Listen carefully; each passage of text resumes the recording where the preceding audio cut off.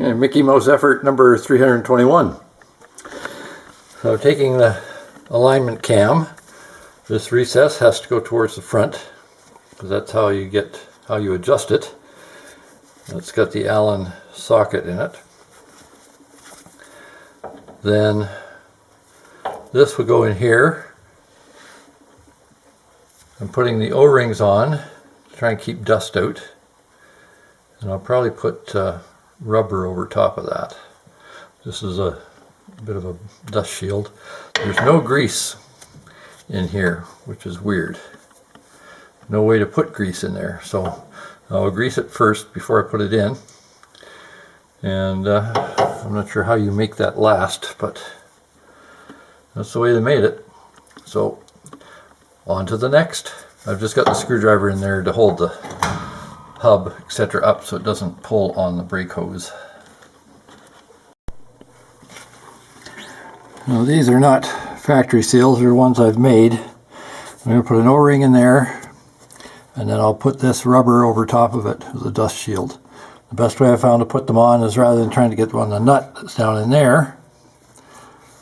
It looks like a nut, it's part of this casting. Just stretch them over the A-arm and then put the bolt through from the other side, put the O-ring on it, and then pull this across and let it snap over top. Any other method just doesn't seem to work. Unfortunately, I am unable to find any point which is consistent for caster.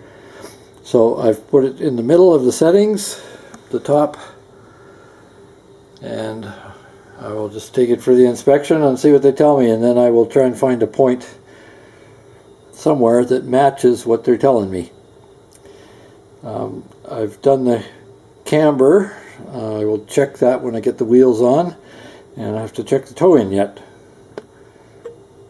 Show you how I do. So not being an alignment guy, I know what the terms mean, but I've never actually done them. And I don't have an alignment machine. First thing is caster. Caster is the angle that through here, from the hub center up through to the spindle and down below to the bottom anchor point.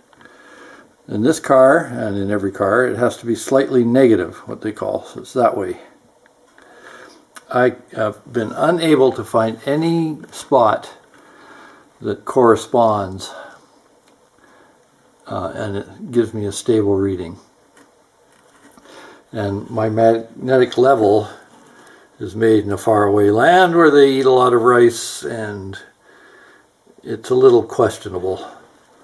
But I have taken this and I have tried it. I've taken a carpentry level,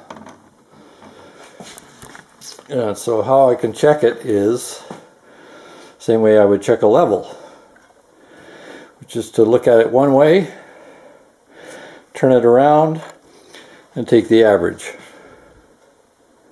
So here it's showing 89.5, which could very well be, because my table is up on blocks, could be a difference.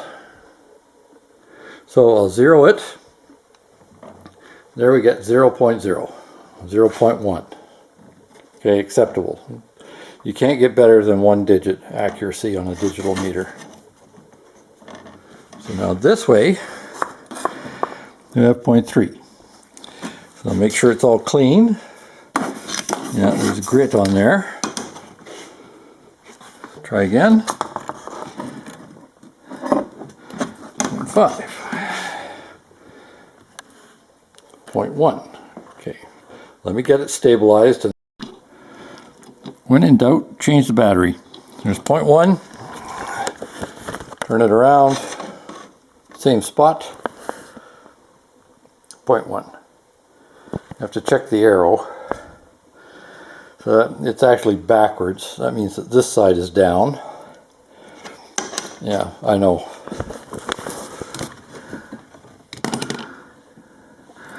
This side is down. Here we go again. I think I need a better meter. You can prove it. If I do up, then the arrow changes. So this side is down, 0.1.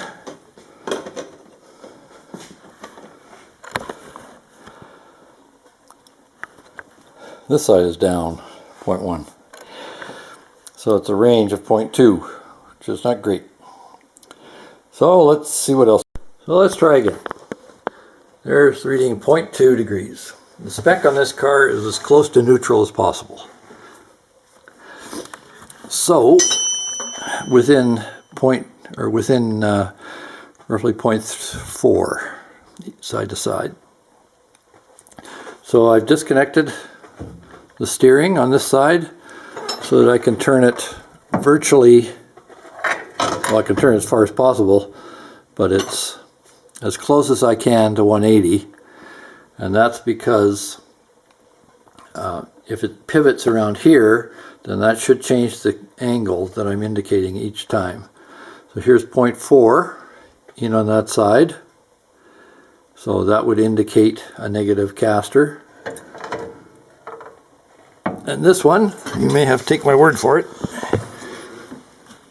is 2.5. This side in. Sorry. That side back. So that's a difference of 2.1, which is perfect. It's exactly what I want. So now I will loosen the other side and see what I get. I should say that I have done lots of toe-in and camber adjustments. Mickey Mouse, of course, without the proper equipment, but I've done them and they seem to have worked.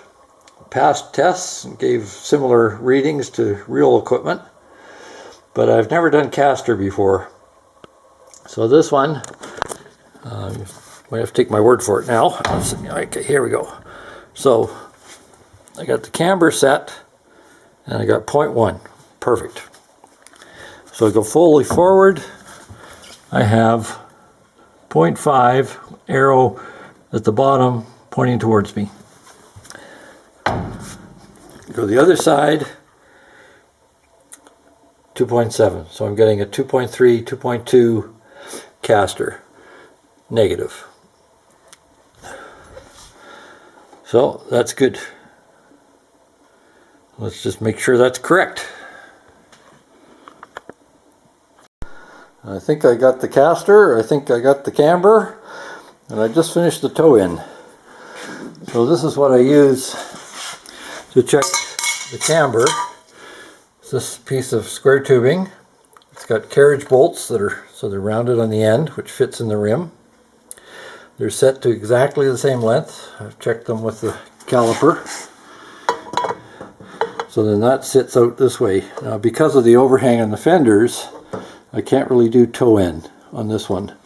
And if I do it the other way, it comes up against the bumper and I don't have a clear indication on the fender as to where it is.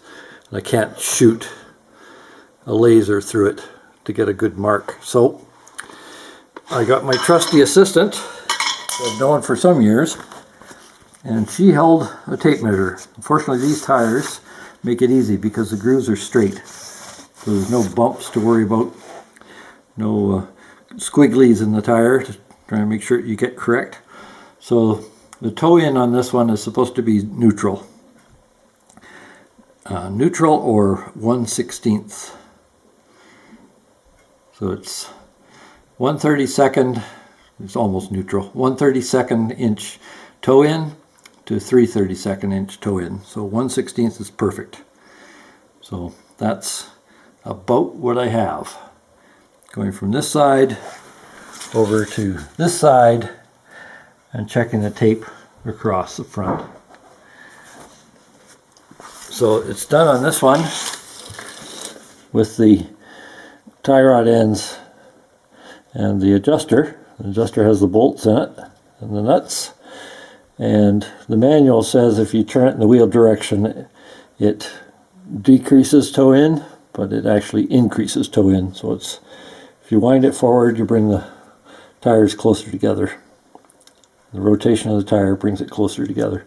And likewise on the other side, you can see hanging down by the wheel, it's the same arrangement.